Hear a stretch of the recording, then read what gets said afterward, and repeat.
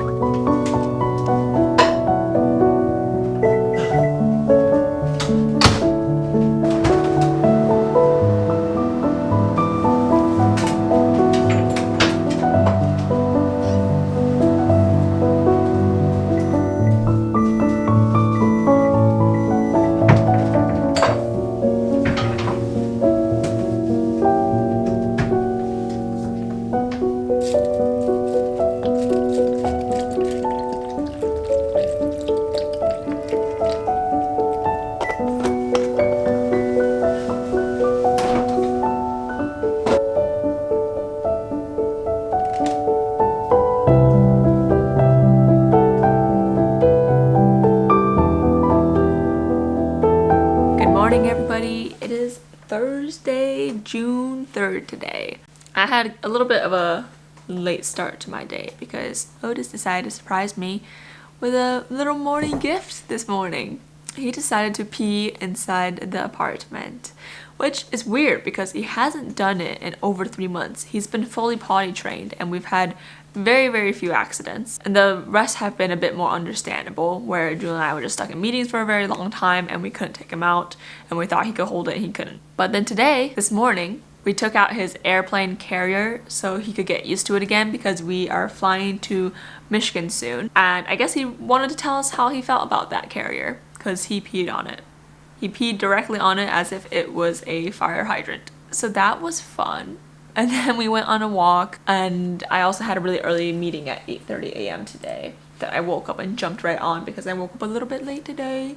And now I am trying to organize my tasks. If you watched my morning routine video, I think it was a couple videos back, I use my bullet journal and I do long form journaling for my task management and also to help me stay focused during the day. Still doing that, still love that. I went through my old tasks yesterday and kind of moved forward all the tasks that I didn't get to yesterday. But yeah, that's what today is. I've identified my top 3 tasks. I have a few open items to review with one of our suppliers that we are trying to update the product. So I need to go back, update myself on the most recent email threads because I have to lead a meeting on that later today. And then I also keep just a queue of tasks. So if I finish all those tasks and I feel like I still have some fuel going on, then I'll go on and do that.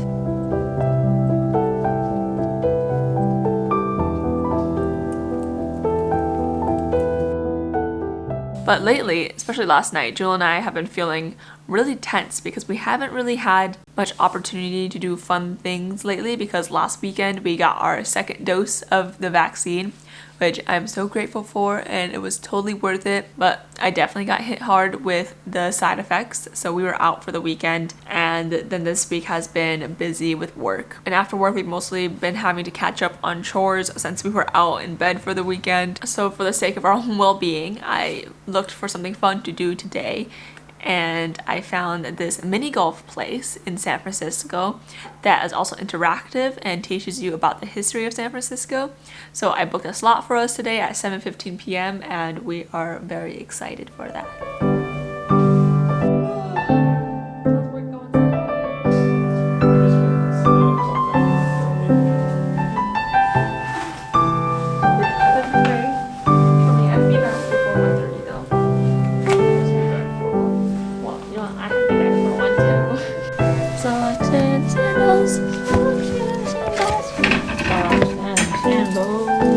Bumpy, and it's in Miami, and there's some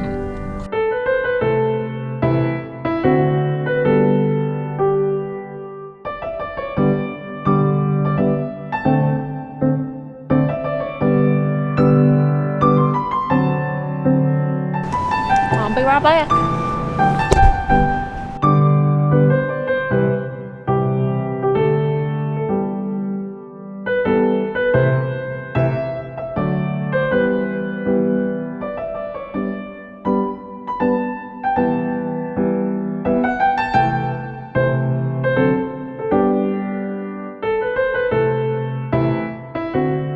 Julian always picks up some really weird random interests, and right now it is watching boats ride waves. I recently got a new keyboard. I got the Logitech Bluetooth white keyboard. I got it on Amazon, so I'll add the link to the description box in case you are interested. If you've been sticking with me for a while, you know I had the green mechanical keyboard and I left it in Seattle. I didn't think I needed it, and then I realized that it's really not worth skimping out on my workstation because of how much time I spend here.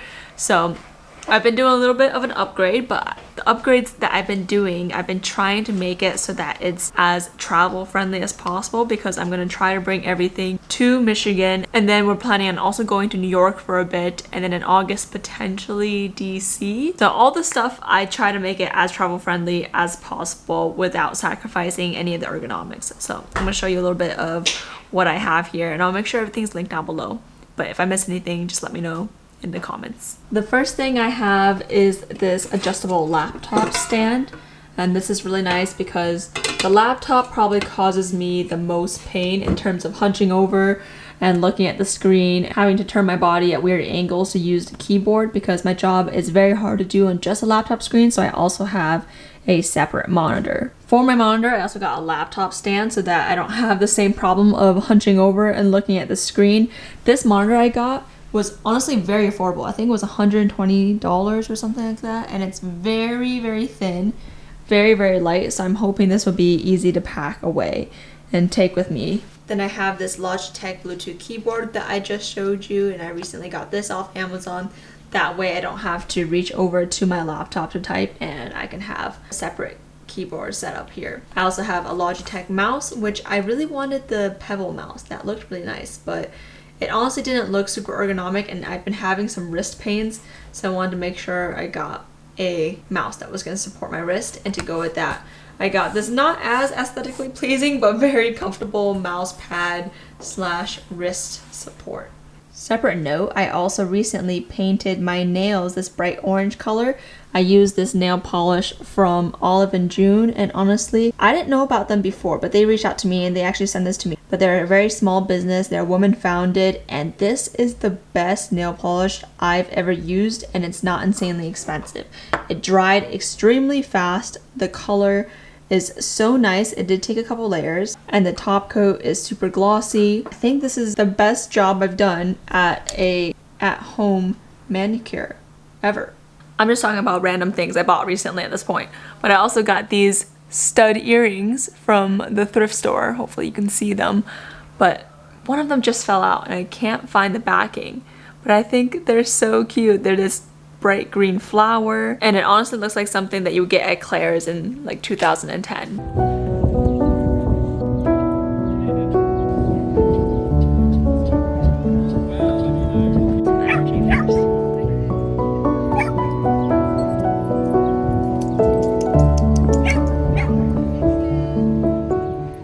Full stop.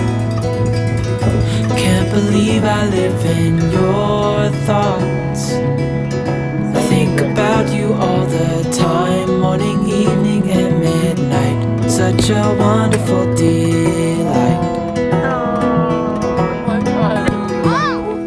Forgo, give up everything that I own. Yeah, I'd give it all up now just to be with you somehow. Unexpected love was found.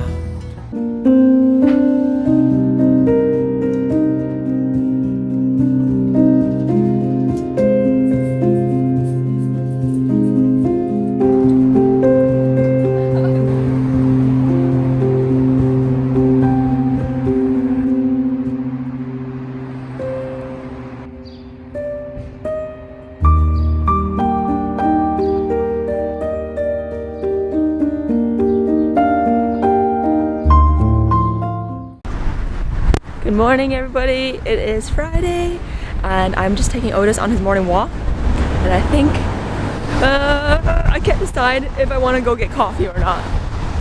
So to be determined. Let's see what we walk by.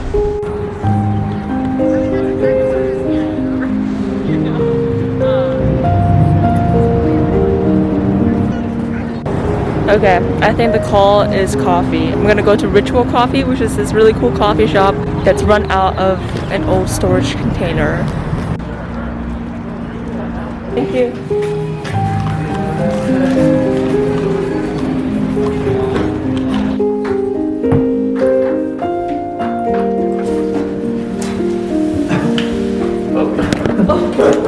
Oh, it is. What part of act casual do you not understand? Going to lunch. I don't know if you all have noticed, but I got a new camera lens. The last camera I had, I think, was 15 millimeters to either 45 or 35, maybe 55. But this one is 11 millimeters to 22 millimeters. So it gets a wider angle, which is really nice because I can hold the camera a bit closer to my face and have it still get in everything that I want in the scene. It is a bit heavier though, which is a downside. My arms get a little bit more tired. My old camera used to have an 11 millimeter lens too. And when I first got that lens, I was at the camera shop. I was buying a secondhand lens, and the guy helping me out said that 11 millimeters is the closest to replicating the width that our eyes naturally see. So ever since then, I've been obsessed with 11 millimeter lenses. I try to capture my videos from the perspective of like an omniscient narrator, an all-knowing narrator. I don't think I executed that well. I really try to capture a wider scene so you get better context of my surroundings, my environment. I'll miss you if you go. Yes, I'm gonna let you know just how much I tell your mama. I tell your papa too. I'm gonna let everyone know about my love. So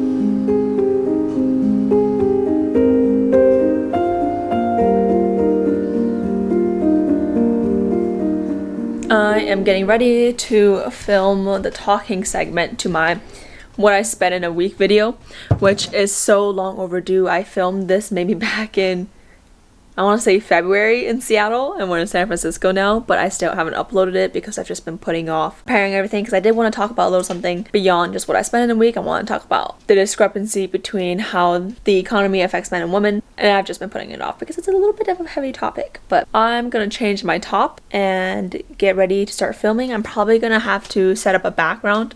The apartment's a little bit of a messy situation right now. It's actually not too bad, but I'm thinking about moving this plant over there, maybe sitting in front of the fireplace or setting up a nice corner in the couch to film over there. We'll see. Give up everything that I own.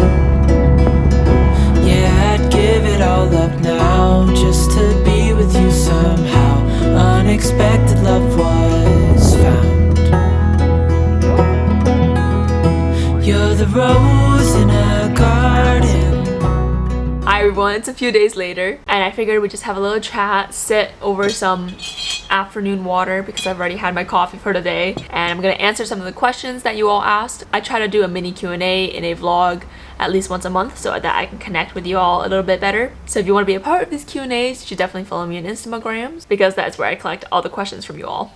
We'll start off with questions, and I'll give you all a few life updates afterwards. The first question is, when do you plan to move back to Seattle? So today's date, it is June 11th, and our current return to office date, it's an estimate, is September 7th. So I'm planning on going back to Seattle around then so that I can be there when we return to office. Although I've been thinking about working it out with my manager to see if I can go back a bit later because I kind of want to avoid the surge in rent prices that I'm expecting is going to happen once everyone starts returning back to the city. I still haven't decided whether I want to live alone or live with roommates. I absolutely loved living alone last year, but it does get a little bit lonely living alone in Seattle, especially in the winter season when it's dark a lot of the times. But I think that if I just invest a little bit more in the lighting in my apartment, that will resolve that issue. I've been thinking about living with a roommate because I think it'd be nice to live with another person who also has a small dog so that Otis will have a friend while I'm at work when I return back to office. I feel so sad for Otis. He's gonna be so sad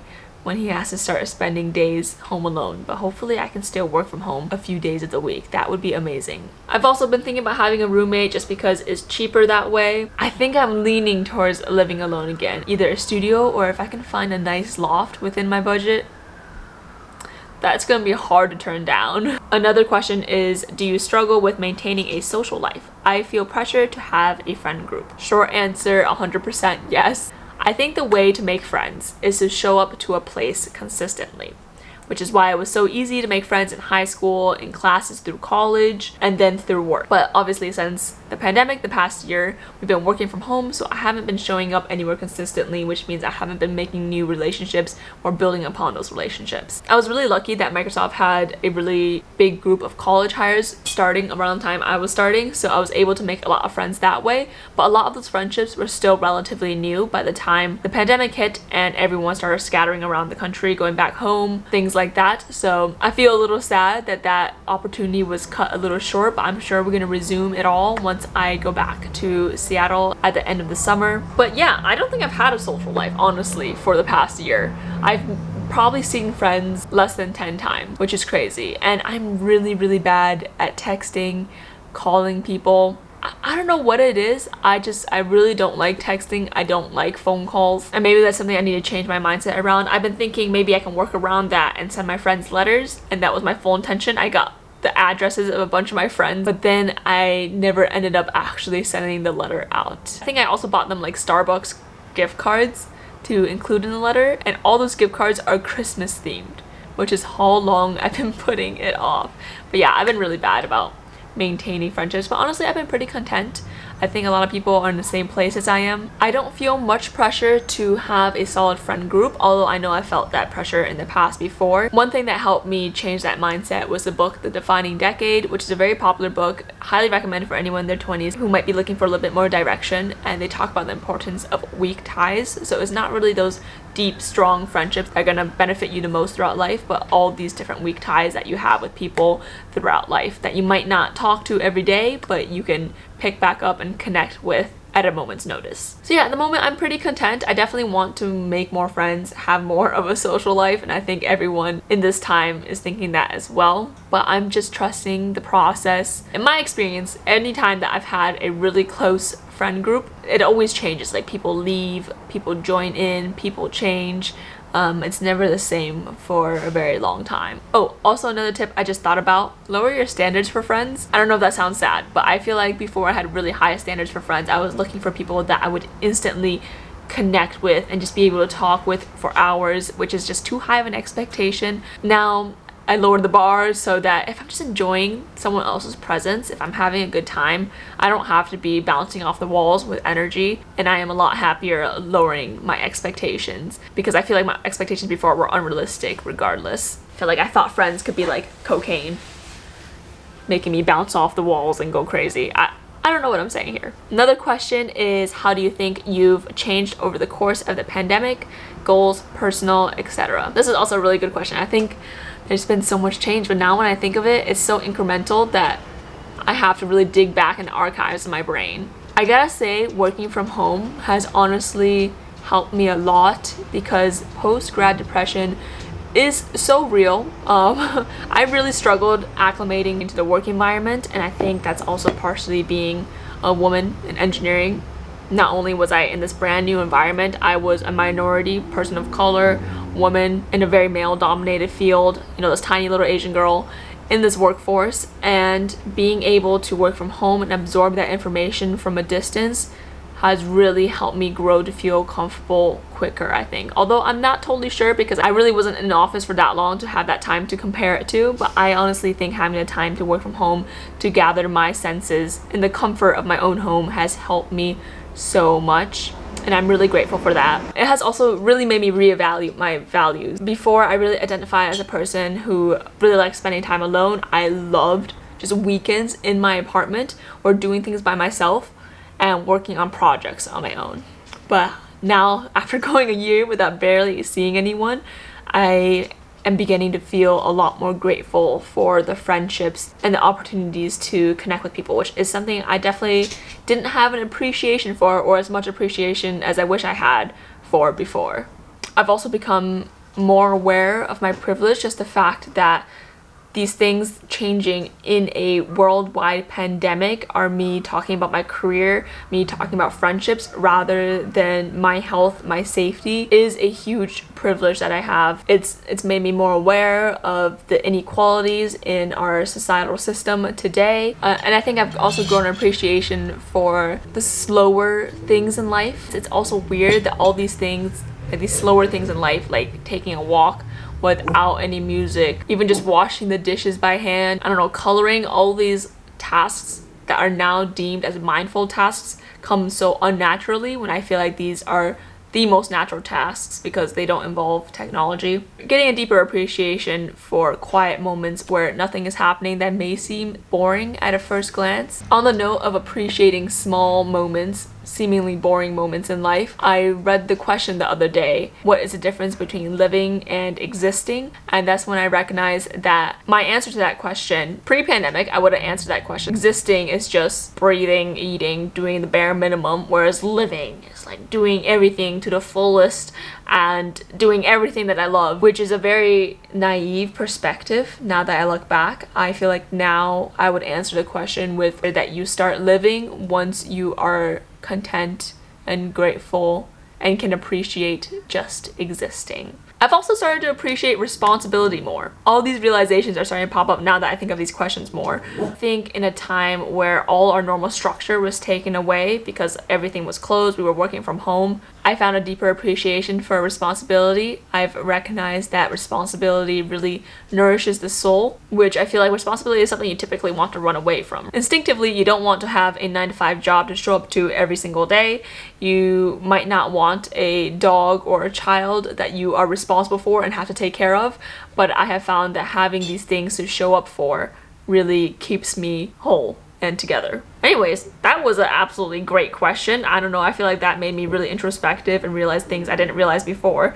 So if you all have the chance, you should definitely let me know what you think as well, what has changed for you over the course of the pandemic. Thank you, Genesis, for answering this question, which she actually also has a YouTube channel. We've been talking in my DMs and in the comments of our videos a little bit, so you should check out her YouTube channel. I have it linked down below. The last question is, any advice for a Big Four engineering intern?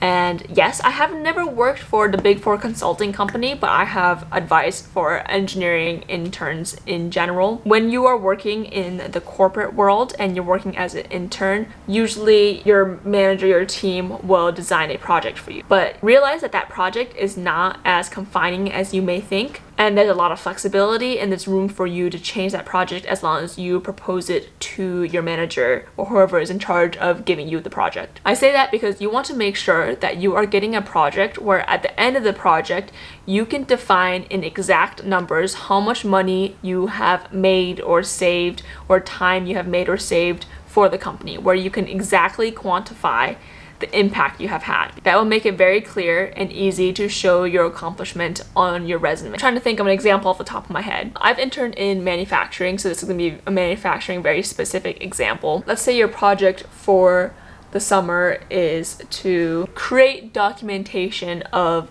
how a specific product is built. So not only do you want to work on creating a documentation, but then look at one step beyond that, which is the process. So if you find that people are manually creating this document and you start the internship, it takes 5 hours to create this document, then you find a way that you can automate it through Visual Basics in Excel or something like that to automatically complete one step, or maybe you create a standard template for this document that makes it a lot easier to build one from scratch since you have a template to start with. And you find that with this new template, with this automation, now it only takes 2 hours to create a standard operating procedure document for this new product. Then you've saved the engineer 3 hours of time. Let's say the company writes 10 of these documents per week.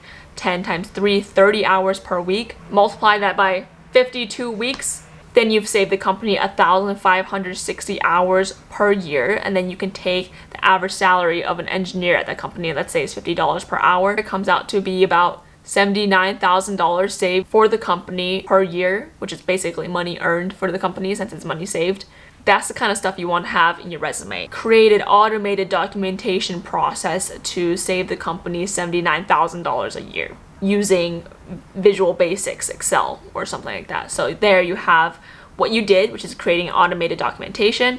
The impact is save the company $79,000 a year, and the skills you use, which is Visual Basics, Excel in this example. Outside of just hard numbers, it's always good to look for opportunities to lead and collaborate with other teams as well. But yeah, outside your resume, also just remember to have a good time. Try to push your manager to put you in different departments. So maybe you work on a mini project with one team and another mini project with a team that you aren't necessarily interning for, if that's possible. All right, those are all the questions I have today. Otherwise, a few other life updates. Today is Friday. This Sunday, I will be heading back to Michigan to get ready for some Michigan content. But I won't be in Michigan for too long. I'll be in Michigan for, I think, like 2 to 3 weeks. We're going up north a couple of times. I'm getting to see some of my college friends, which is going to be very exciting. And then we're heading to New York City for a bit because that's where Julian's family is from. We won't be in New York City for too long. And then for the month of August, it's kind of open right now. I think we will probably be back in Michigan, maybe be in DC for a bit, until the end of summer when it's time to return to office. Yeah, I'm gonna miss San Francisco, but I think it's time for us to leave because we don't really know anyone here. Oh, also leave any video requests down below as well. All right, I'll see you next time. Bye.